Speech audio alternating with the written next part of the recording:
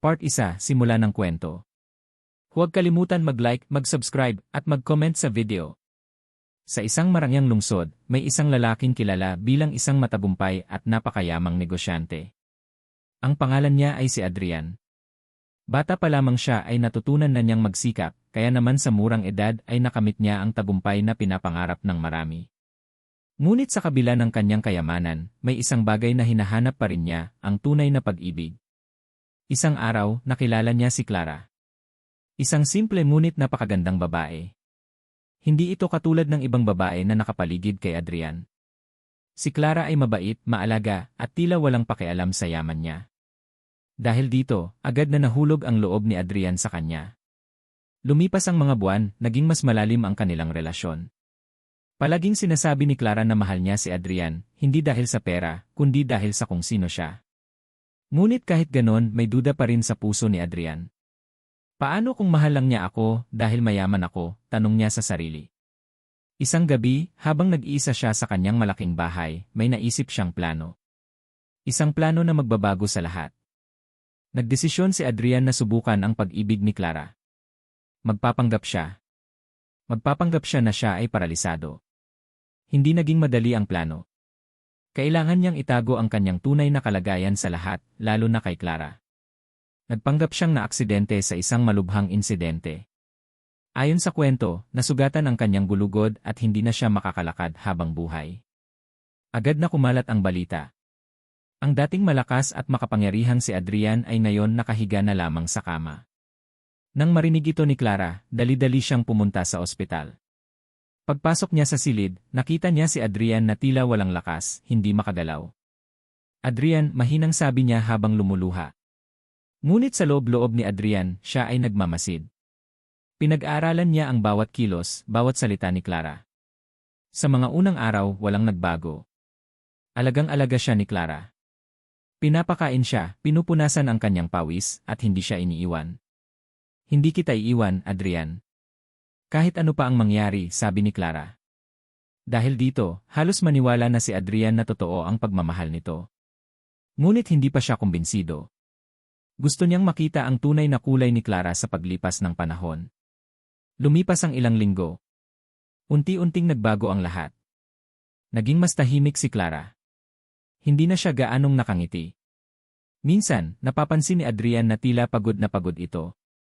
Isang araw, habang akala ni Clara ay natutulog si Adrian, may narinig siyang usapan sa telepono. Hindi ko na kaya, mahina ngunit malinaw na sabi ni Clara. Nanlaki ang mata ni Adrian. Ang hirap pala ng ganito. Akala ko kaya ko, pero... Biglang tumigil si Clara. Parang pinipigilan niya ang kanyang sarili. Pero mahal ko siya, mahal ko pa rin siya. Napaisip si Adrian. Totoo ba ito? O nagsisimula na siyang magbago? Sa mga sumunod na araw, mas naging abala si Clara. May mga pagkakataon na hindi siya agad nakakapunta. May mga araw na maikli na lang ang kanyang pananatili. At isang gabi, may nangyari na hindi inaasahan. Habang tahimik ang buong bahay, may narinig si Adrian mula sa sala. May kausap si Clara. Isang lalaki. Mahina ngunit malinaw ang boses. Hanggang kailan ka magtitiis sa kanya? Tanong ng lalaki. Tumahimik si Clara. Hindi agad sumagot. Hindi mo na kailangan maghirap. May buhay ka pa na dapat ayusin, dagdag pa ng lalaki. Parang sinaksak ang puso ni Adrian sa kanyang narinig. Sino ang lalaking ito? At bakit parang may ibig sabihin ang kanilang usapan? Dahan-dahang bumilis ang tibok ng puso ni Adrian. Ngunit hindi siya makagalaw. Kailangan niyang manatiling kalmado. Kailangan niyang ipagpatuloy ang kanyang pagpapanggap. Hindi ganoon kadali, sagot ni Clara. Fiant ko siya. Fiant. Ang salitang iyon ay dapat sana'y puno ng pagmamahal. Pero ngayon tila may halong pagdududa. Pero mahal mo pa ba siya? Tanong muli ng lalaki. Isang tanong na tila tumigil ang mundo. At dito magsisimula ang masakit na katotohanan. Iyan Part 1. Part 2, Masakit na revelasyon. Habang tahimik na nakahiga si Adrian sa kanyang kama, ramdam niya ang bawat salitang lumalabas sa bibig ng lalaking kausap ni Clara. Hindi niya makita ang kanilang mukha, pero malinaw niyang naririnig ang lahat. Pero mahal mo pa ba siya? Tanong muli ng lalaki. Isang katahimikan ang bumalot sa buong bahay. Parang tumigil ang oras. At sa sandaling iyon hinintay ni Adrian ang sagot na maaaring magbago ng lahat. Mahal ko siya, sagot ni Clara, mahina ngunit malinaw. Bahagyang gumaan ang pakiramdam ni Adrian. Ngunit bago pa siya tuluyang makampante. Pero napapagod na ako eh. Parang may pumutok sa dibdib ni Adrian. Ang mga salitang iyon ay tila kutsilyong dahan-dahang tumutusok sa kanyang puso. Hindi ko inakala na ganito kahirap, pagpapatuloy ni Clara. Akala ko kaya kong panindigan pero araw-araw parang nawawala na ako sa sarili ko. Hindi makapaniwala si Adrian sa kanyang naririnig. Ito ba ang babaeng nagsabing hindi siya iiwan? Ito ba ang babaeng nangakong mamahalin siya kahit ano pa ang mangyari? Clara, hindi mo obligasyon yan, sabi ng lalaki. May karapatan kang sumaya. Hindi mo kailangang ikulong ang sarili mo sa sitwasyon na yan. Tahimik lang si Clara. At sa katahimikang iyon mas lalo pang sumakit ang lahat. Pero paano siya? Tanong ni Clara. Wala na siyang iba eh. Napapikit si Adrian. Sa unang pagkakataon, naramdaman niya ang takot. Takot na baka mawala ang taong inaakala niyang mananatili sa kanya. Hindi mo responsibilidad ang buhay niya, sagot ng lalaki. May pera siya. May pamilya siya. Kaya niyang mabuhay kahit wala ka. Isang mabigat na katahimikan ang sumunod. At pagkatapos, hindi ko alam kung hanggang kailan ko pa ito kakayanin. Sa mga sumunod na araw, hindi na mapakali si Adrian. Patuloy siyang nagpapanggap. Ngunit sa loob-loob niya, unti-unti nang gumuho ang kanyang mundo. Sinimulan niyang mapansin ang maliliit na bagay. Mga bagay na dati ay hindi niya pinapansin. Tulad ng mas madalas na pagtingin ni Clara sa kanyang cellphone. Paglabas nito ng bahay nang hindi sinasabi kung saan pupunta. At ang madalas nitong pagiging tahimik. Isang hapon, habang nasa kwarto si Adrian, narinig niyang nag-uusap sina Clara at ang kanyang ina. Anak, sigurado ka ba sa ginagawa mo? Tanong ng ina ni Clara. Hindi ko na alam, sagot ni Clara. Pagod na ako. Muling naramdaman ni Adrian ang sakit. Pero mahal mo siya, di ba? Tanong ng kanyang ina. Mahal ko siya pero parang hindi na sapat yon. Doon nagsimulang magduda si Adrian. Hindi lang sa pagmamahal ni Clara, kundi sa buong relasyon nila. Ganito ba talaga ang pag-ibig? Tanong niya sa sarili. Na kapag nahihirapan nasusuko ka na lang. Ngunit ang hindi niya alam, may mas malalim pang sikreto na nakatago. Isang sikreto na mas masakit pa kaysa sa lahat ng kanyang narinig. Isang gabi, nagpasya si Adrian na subukan pa si Clara. Tinawag niya ito. Clara, mahina niyang sabi. Agad namang lumapit si Clara. Ano yon? Tanong nito. Pagod ka na ba sa akin? Diretsong tanong ni Adrian.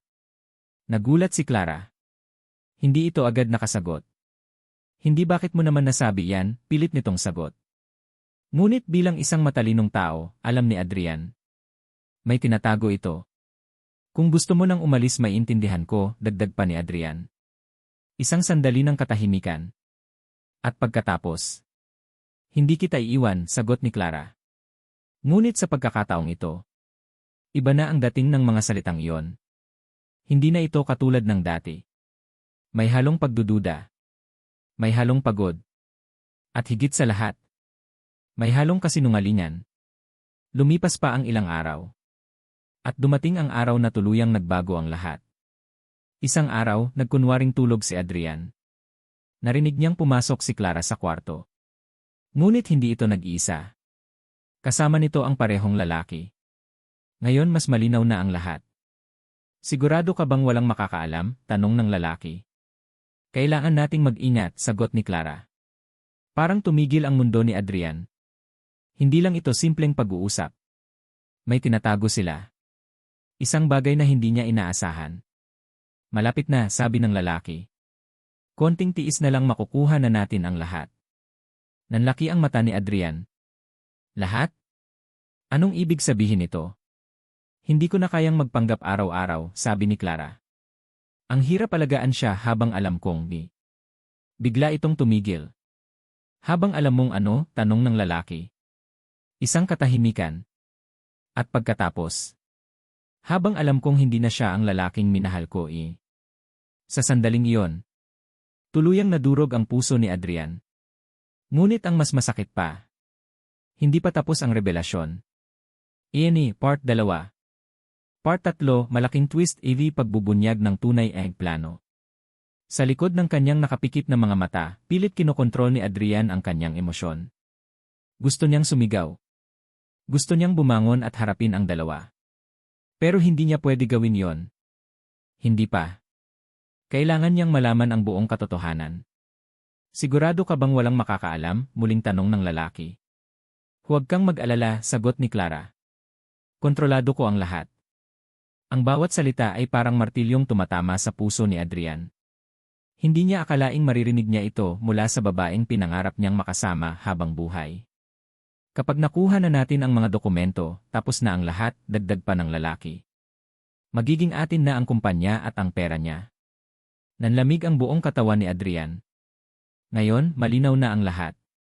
Hindi lang ito tungkol sa pagod o pag-ibig na nawawala. Isa itong plano.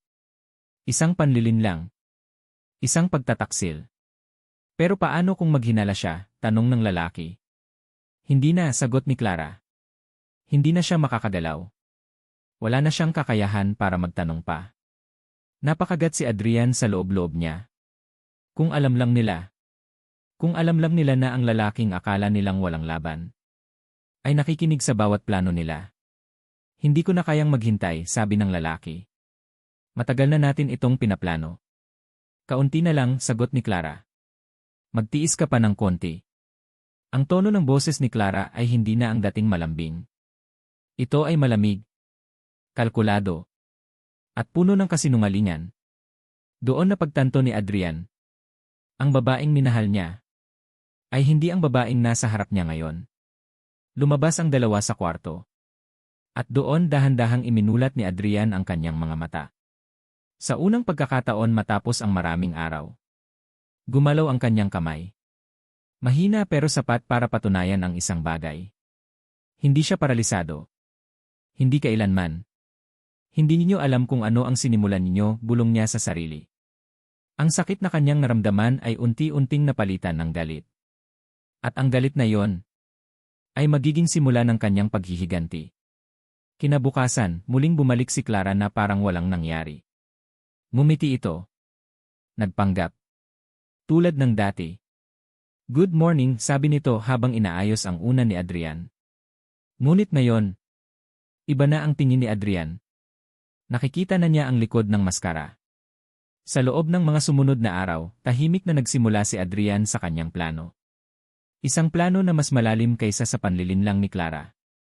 Nakipag-ugnayan siya sa kanyang pinaka-pinagkakatiwalaang tao, si Marco, ang kanyang matagal ng assistant. Sa pamamagitan ng lihim na mensahe, ipinaalam niya ang lahat.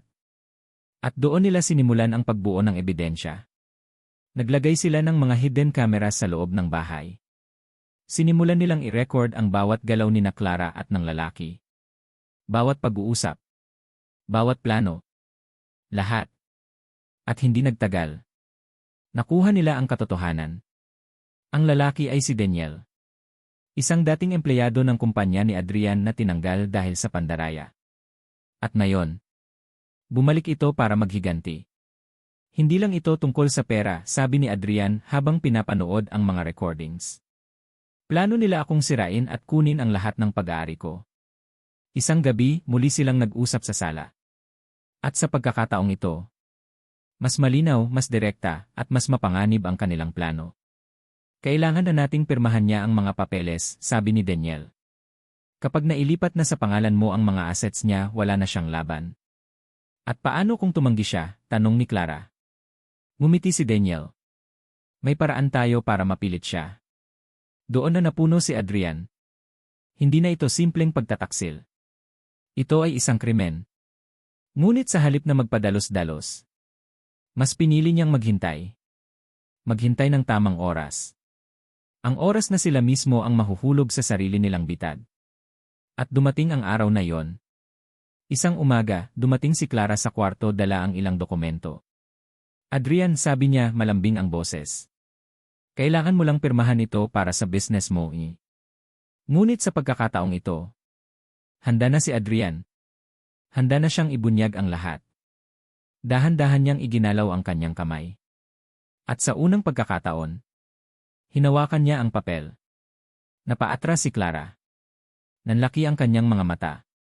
Adrian? At doon, nagsimula ang pagbagsak ng kanilang kasinungalingan. Iyan Part 3. Part 4, Matinding paghihiganti-ili pagbagsak. Ang hangin sa loob ng kwarto ay biglang naging mabigat. Hindi makagalaw si Clara. Nakatitig lang siya kay Adrian, sa lalaking akala niya ay wala nang kakayahang kumilos. Pero ngayon, nakita niyang gumagalaw ito. Buhay na buhay. Adrian, nanginginig niyang sabi. Dahan-dahang umupo si Adrian sa kama. Ang dating mahina at walang laban na imahe ay tuluyan nang nawala. Napuno ng takot ang mukha ni Clara. Hindi mo ba sinabi na hindi na ako makakagalaw? Malamig na tanong ni Adrian. Walang lumabas na salita mula kay Clara. Namumutla ito. Hindi niya alam kung paano ipapaliwanag ang lahat. Sa sandaling iyon, bumukas ang pinto. Pumasok si Daniel. Ngunit natigilan ito nang makita si Adrian na nakaupo. Ano to, bulong nito? Ngumiti si Adrian. Isang ngiti na walang saya. Isang ngiti na puno ng galit. Ang saya siguro ng plano ninyo, sabi ni Adrian. Akala ninyo, hindi ko malalaman ang lahat. Unti-unting umatras si Daniel. Habang si Clara naman ay tuluyang napaupo sa sahig. Akala ninyo, makukuha ninyo ang kumpanya ko, dagdag ni Adrian. Ang pera ko. Ang buhay ko. Tahimik ang dalawa. Walang makasagot. Simula pa lang alam ko na ang lahat. Hindi iyon totoo. Pero sapat na yon para mas lalo silang mataranta. Biglang pumalakpak si Adrian. At sa loob lamang ng ilang segundo, pumasok ang ilang tao sa kwarto. Mga security. At kasama nila si Marco. Good morning sir, sabi ni Marco. Handa na po ang lahat. Lalong nanlaki ang mata ni Clara at Daniel. Ano to? Adrian, tanong ni Clara, halos umiiyak na. Ngunit hindi na sumagot si Adrian sa kanya. Sa halip tumingin siya kay Marco. Ipakita mo sa kanila. Inilabas ni Marco ang isang tablet. At doon, ipinakita ang lahat ng recordings. Lahat ng usapan. Lahat ng plano. Lahat ng pagtataksil. Hindi mahina na sabi ni Clara. Hindi niya matanggap ang kanyang nakikita. Habang si Daniel naman ay tuluyang nawalan ng kulay ang mukha. Akala ninyo kayo ang naglalaro, sabi ni Adrian. Pero kayo pala ang nilalaro. Adrian, pakinggan mo ako, umiiyak na sabi ni Clara. Hindi ito ang iniisip mo. Tumigil ka. Isang salita lang. Pero sapat na para patahimikin siya. Alam ko na ang lahat, malamig na sagot ni Adrian. Wala ka nang maipapaliwanag pa. Lumapit si Adrian kay Clara. At sa unang pagkakataon, tumingin siya rito na parang hindi na niya kilala. Minahal kita, sabi niya. Pero para sa'yo laro lang pala ang lahat. Humagulgol si Clara. Hindi may nararamdaman ako para sa'yon. Ngunit umiling si Adrian. Kung meron man hindi sapat para hindi mo ako traidorin. Samantala, sinubukan ni Daniel na tumakas. Ngunit agad itong hinuli ng mga security. Hindi ka makakaalis, sabi ni Marco. Lahat ng ebidensya ay nasa amin na. Kasuhan niyo sila, utos ni Adrian. Walang emosyon ang kanyang boses. Walang awa. Adrian, please, sigaw ni Clara. Bigyan mo ako ng isa pang pagkakataon. Ngunit hindi na siya nilingon ni Adrian. Habang dinadala palayo sina Clara at Daniel. Unti-unting bumalik ang katahimikan sa bahay. Ngunit ang katahimikang iyon ay hindi na katulad ng dati. Mag-isa na lang si Adrian sa kwarto. Tahimik. Malungkot. Pero matatag. Lumapit si Marco. Sir, okay lang po ba kayo? Hindi agad sumagot si Adrian. Tumingin lang siya sa bintana. Hindi ko akalaing ganito matatapos ang lahat, mahina niyang sabi. Pero minsan kailangan mong masaktan para makita ang katotohanan. Sa sandaling iyon, hindi na siya ang dating Adrian na naghahanap ng pagmamahal. Isa na siyang taong natuto. At hindi na muling magpapalinlang. Iyan Part 4. Part 5, Huling Revelasyon emosyonal wakas. Matapos ang lahat ng nangyari, muling bumalik ang katahimikan sa buhay ni Adrian. Ngunit ang katahimikang iyon ay hindi na katulad ng dati. Hindi na ito puno ng pag-asa, kundi puno ng aral. Lumipas ang ilang linggo matapos maaresto sina Clara at Daniel. Mabilis ang naging proseso ng kaso dahil sa malinaw na ebidensya. Lahat ng recordings, lahat ng plano. Walang natira sa kanilang mga kasinungalingan. Isang araw, nag-iisa si Adrian sa kanyang opisina. Tahimik siyang nakatingin sa malawak na lungsod mula sa kanyang bintana. Dati, ang mga tanawing ito ay nagbibigay sa kanya ng kasiyahan. Pero ngayon, iba na. Sir, pumasok si Marco. Napatunayan na po ang kaso. Makukulong sila. Tahimik lang si Adrian. Walang saya sa kanyang mukha. May isa pa po pala, dagdag ni Marco. Gusto daw po kayong makausap ni Clara. Sandaling natahimik si Adrian. Para saan pa, tanong niya. Hindi ko rin po alam pero mukhang mahalaga daw po. Matagal na nag-isip si Adrian. Sa huli, pumayag siya. Sa loob ng isang maliit na silid sa kulungan, nagkita silang muli. Magkaharap. Ngunit ang dating pagmamahalan ay napalitan na ng sakit. Si Clara ay ibang-iba na. Payat. Namumutla. At halatang nagsisisi. Adrian, mahina niyang sabi. Hindi agad sumagot si Adrian. Tinitigan lang niya ito. Bakit mo ako gustong makita? Diretsong tanong niya. Napayuko si Clara. Gusto ko lang humingi ng tawad. Tahimik. Alam kong wala akong karapatang gawin yon. Pero gusto kong sabihin sa iyo ang totoo. Hindi ba't sinabi mo na ang lahat? Malamig na sagot ni Adrian. Ngunit umiling si Clara. Hindi pa lahat eh. Doon nagsimulang bumilis ang tibok ng puso ni Adrian. May kakaibang pakiramdam. Parang may kulang pa siyang hindi alam. Hindi ko planong lokohin ka noong una, sabi ni Clara. Totoo ang nararamdaman ko sa'yo. Napakunot ang noo ni Adrian. Pero dumating si Daniel. At doon nagsimula ang lahat. Ikinwento ni Clara kung paano siya nilapitan ni Daniel. Kung paano siya manipulahin. Kung paano siya pinaniwala na wala siyang kinabukasan kay Adrian. Unti-unti niya akong binago, umiiyak na sabi ni Clara. Hanggang sa hindi ko na namalayan mali na pala ang ginagawa ko. Tahimik na nakikinig si Adrian. Hindi niya alam kung ano ang mararamdaman. Pero isang bagay ang totoo, dagdag ni Clara. Mahal kita. Ngunit sa pagkakataong ito, hindi na yon sapat. Kung mahal mo ako, sabi ni Adrian, hindi mo ako sisirain.